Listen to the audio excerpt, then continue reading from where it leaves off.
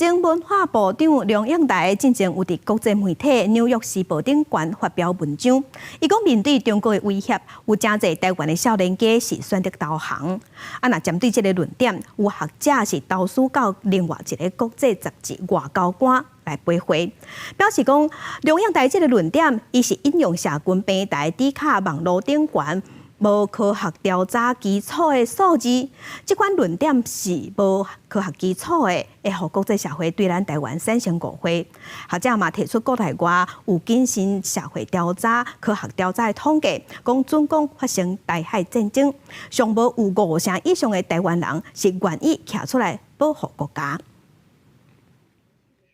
作家梁永台嘛是台湾的前文化部长，4月初在《纽约时报》发表文章，标题是台湾的时间无多啊，用社群平台伫卡面顶非正式的民意调查，讲面对台海战争，台湾多数的少年家选择投降。但是有学者认为，用无正确的统计来做论点的基础，恐惊会互国际对台湾造成误会。学者高文钦和潘欣欣就在网络杂志《外交家》用实际研究数据，证明多数的调查结果上无有超过50%的人是愿意站出来捍卫台湾反抗中国的威胁。从今年3月的一个调查内底，阮家去种题目，阮有做一个创新啦，就是阮去讲吼，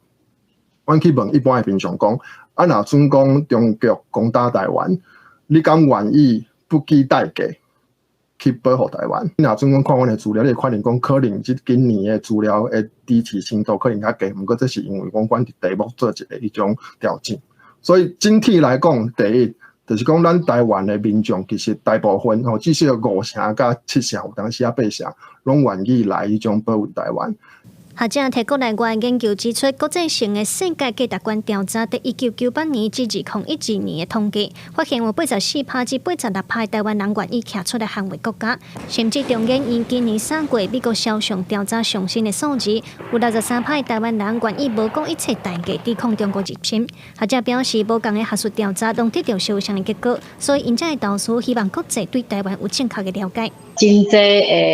对台湾的了解是为媒体来。所以，若是媒体是讲一个错误的，互外国误解的代志，安尼对台湾是无好的。所以，伊是这是咱台湾的学者甲媒体的责任，就是讲拄着错误的这个黑白讲的代志，就爱